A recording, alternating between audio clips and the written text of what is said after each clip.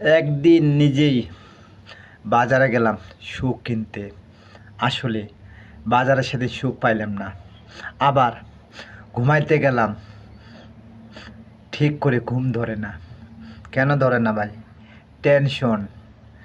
এই টেনশন কখন হয় পুরুষের? আপনারা আসলে জানেন, যখন পুরুষটার কাছে অর্থ থাকে না, তখন পুরুষের চোখে কোনো ঘুম আসে না।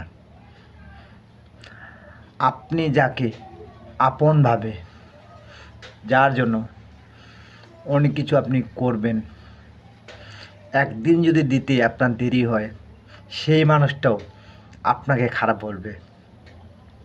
ভাই, পৃথিবীটা এত সহজ নয়। তাই বলি, এত মানুষের সুখ উপরওয়ালা দিবে কয়জন কাকে?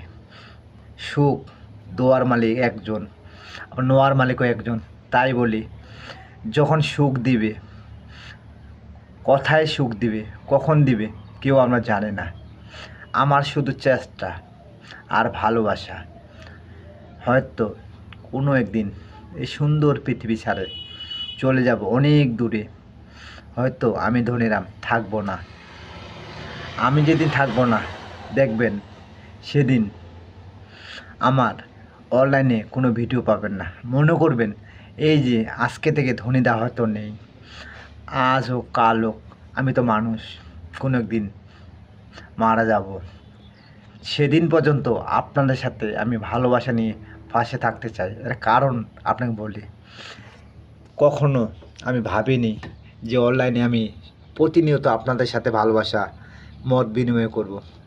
আসলে এখানে এখন প্রতিনিয়ত ভিডিও না দিলে নিজেকে খুব খারাপ লাগে।